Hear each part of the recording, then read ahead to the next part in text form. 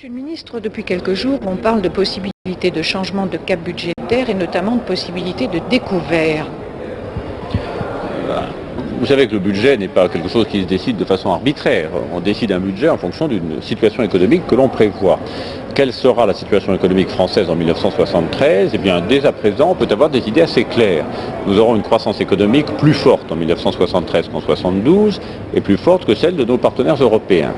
Et nous aurons hélas, je le crains aussi, une pression à la hausse de nos prix qui sera plus forte en France que chez nos partenaires européens. Et à partir de ce moment-là, le rôle du budget, c'est de modérer cette évolution.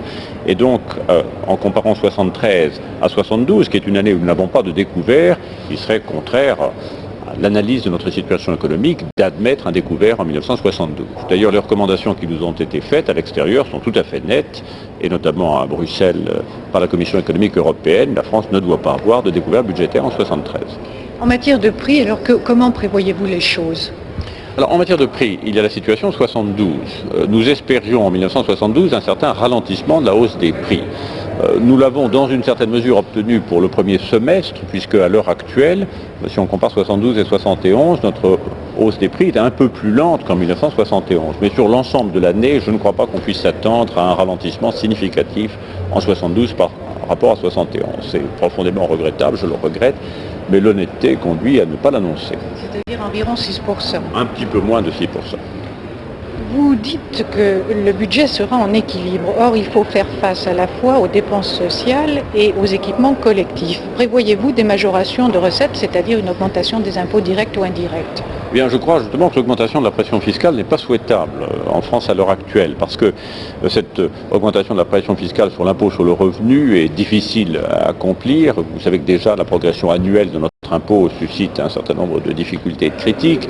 Et d'autre part, en ce qui concerne l'impôt indirect, à l'heure actuelle en France, il a atteint un niveau, je parle de la taxe à la valeur ajoutée, qui est déjà un niveau très élevé comparé à nos partenaires européens. Donc une augmentation de la pression fiscale me paraît, d'un point de vue général, et non seulement en raison naturellement des réactions qu'elle susciterait, me paraît devoir être évitée. Et donc à partir du moment où on ne veut pas augmenter la pression fiscale, il faut modérer l'augmentation des dépenses.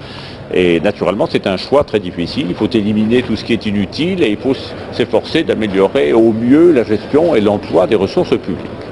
Oui, mais alors, vous dites budget en équilibre, pas d'augmentation des impôts, pas de restriction, semble-t-il, des équipements. Alors, sur quoi allez-vous tabler ? Je ne veux pas construire en quelques minutes devant vous le budget de la France pour 1973. D'abord pour une raison très simple, c'est une décision de gouvernement et ce n'est pas le ministre des Finances qui fait le budget tout seul. Mais à cet égard, ça veut dire un très grand effort justement pour faire un tri dans nos dépenses publiques de façon à privilégier ce qui est l'essentiel à mes yeux et qui est naturellement l'équipement, en freinant au maximum les dépenses de fonctionnement et dans une certaine mesure les dépenses d'intervention économique qui constituent, vous le savez, une charge très lourde de notre budget.